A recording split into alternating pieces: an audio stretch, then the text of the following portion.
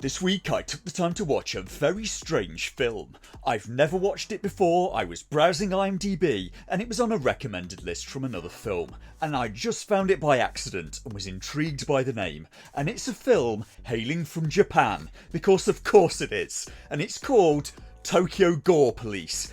And what did I just watch? It's billed as being an action comedy horror. I read a review for this film that said it starts out gory and doesn't let up for nearly 2 hours, and yeah, that just about covers it, and what can I say? I wouldn't exactly say I loved it, but I do have this problem watching a lot of films and media, that being that I tend to find many things very predictable, and when you know what's going to happen it gets so boring. But with Tokyo Gore Police, I can honestly say I didn't predict most of what was going to be shown to me, and I tend to find that a lot with Japanese cinema. That's one of the things I love most about it, and if you don't know what I mean, take this clip as an example and evidence from the Japanese series Kamen Rider.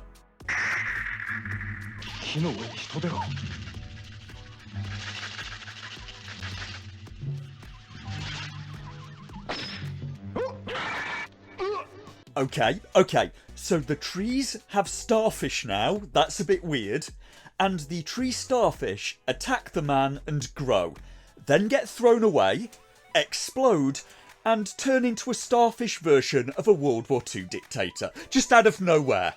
And I've got nothing. There is no part of this thought process that computes.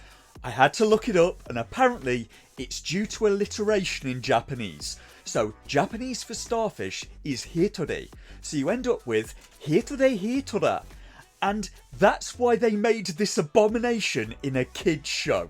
Anyway, Tokyo Gore Police. Most of what happened in the film is wildly outside the bounds of what I can show on YouTube. The action is not exactly award worthy, but it's mostly functional, and it lays on the gore to the level you'd get from a movie like the early Peter Jackson movie Brain Dead, the one where the male lead wipes out a house full of zombies with a lawnmower. If you've never watched Brain Dead, I'd do that first, as the humour probably lands better, and even more so if English is your first language. Maybe you have to be Japanese to fully appreciate Tokyo Gore Police.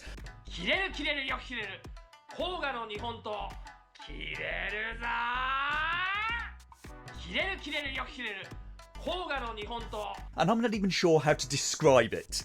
It's set in a futuristic alternate Tokyo in which the police have been privatised and are very brutal and authoritarian, so it had things that reminded me of a RoboCop or Judge Dredd, and if you've never watched the movie Dredd, do it, it's amazing.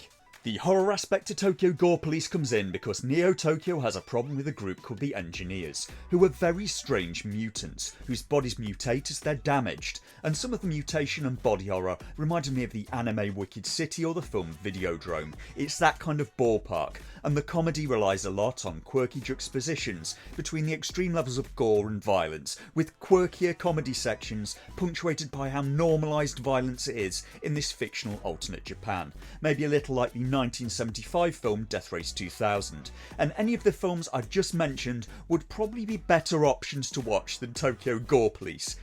Except maybe Death Race 2000, it's on that sort of level.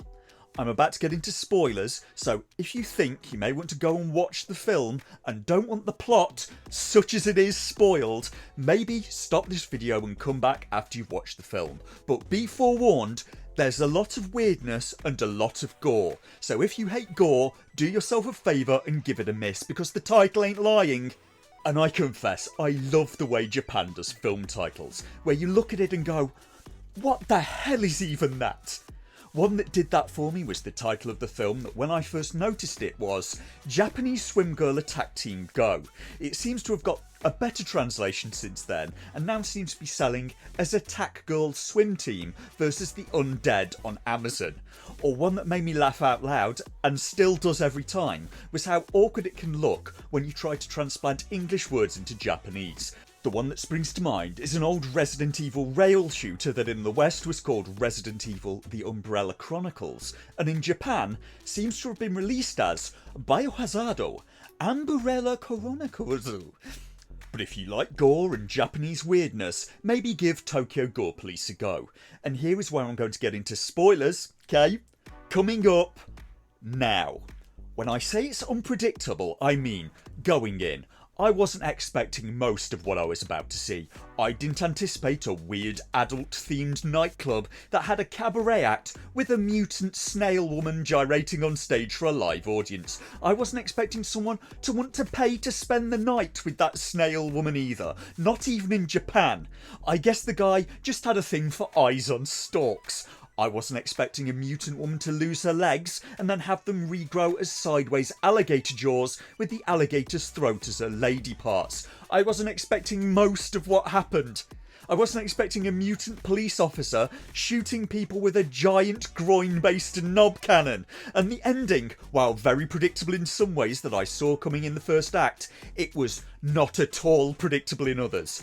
I would not have guessed what was going to happen in the crescendo given 100 tries, and I had a very good idea of who the female lead would be fighting at the end, but going in, I wasn't expecting the crescendo to be a young woman in knee-high leather boots, with a katana and a meaty Venus flytrap for an arm, fighting the bad guy's pet leather-clad dog woman with swords for limbs, and a legless samurai who was bleeding so profusely from his stumps that he could fly on his jet-propelled leg fountains. Yes, really! At least it's original. I've never seen anything quite like it before, and right at the start I wasn't expecting a policeman in modernist samurai armour to catch a flying chainsaw in the mouth about 5 minutes in, and how did we even get to that? Well, one of these mysterious engineers has attacked a civilian. I say attacked.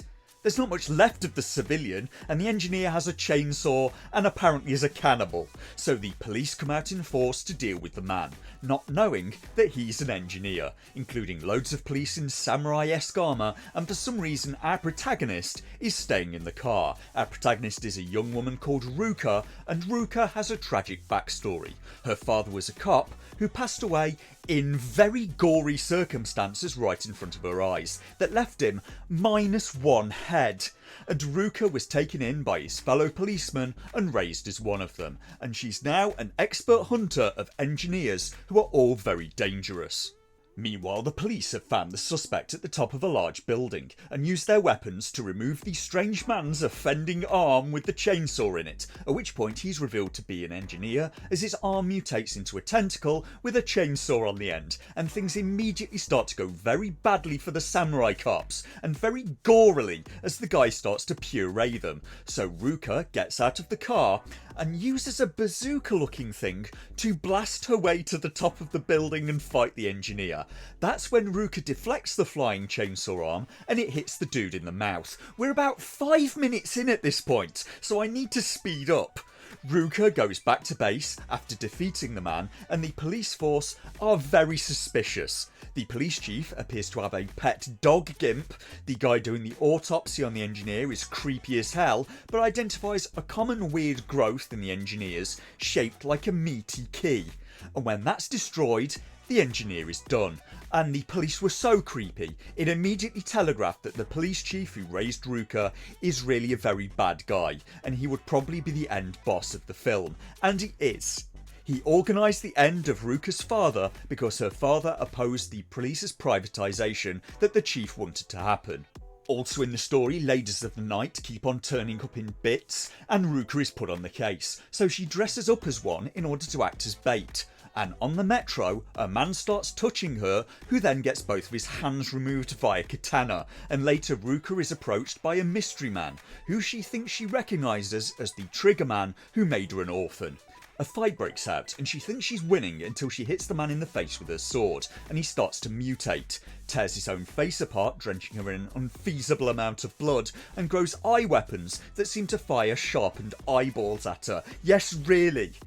She ends up pinned to a wall and at his mercy, where he inserts a meat key into her arm, making her into an engineer before he leaves. But she still has part of his head that she can use to identify him. Meanwhile, one of the policemen has gone to the weird club with the snail cabaret girl and has his sights set on a young woman who has teeth where a nipple should be. And you'd think this would put him off. You'd think this would be an immediate warning, but instead, he decides he wants to spend some time alone with her. So she ties him to a chair, gets down on her knees, and bites off his wang. This is a place where the lead engineer, the key guy, recruits for his group. The policeman gets an arm free, blows her legs off, and her legs then grow back as alligator jaws, and she attacks him again. He ultimately survives after losing several limbs to the alligator, and the engineer then gives him a meat key and he mutates before going to attack the police as a new mutant with a deadly wank cannon. Yes, really. Meanwhile, Ruka has tracked down the lead engineer and learns his story. It turns out he was a young genius scientist, and it was his father who executed hers in order to get money to pay for the young man's education. When his own father also lost his life, he went crazy, wanted revenge, and swallowed one of his own experiments, causing him to mutate, and he now wants her to join him. But instead, she cuts him in half lengthwise after she learns about what happened to her father and that the chief of police ordered it. And by that point, the police have gone completely crazy for reasons and are just massacring civilians left and right, including a close friend of Ruka's. There's a fight. Ruka loses an arm to a policeman and it regrows looking like a piranha plant from Mario, and in another fight a woman with what looks like a naginata shows up out of nowhere fighting a mutant schoolgirl with a buster sword for an arm, and the fight ends when Naginata woman gets melted by the schoolgirl's gushing nipple acid. And what? Never mind, it's fine I guess. Ruka goes back to face the police chief and has to do a boss rush against the weird pathologist, then the dog gimp who now has swords for limbs, and then finally the police chief who gets his legs cut off and then flies around the room on blood powered stump jets. And I wonder if that phrase has ever been said before in human history. After the credits, the film even teases a sequel. You know, for people who are left wanting more. And we see that somehow the lead engineer is still alive and now has the nipple acid Japanese schoolgirl in tow. And is that a happy ending? A sequel doesn't seem to exist, and what the hell did I just watch? Whatever it was still more tasteful than Velma. Fuck. Jesus. What about the other Jedi spread across the galaxy?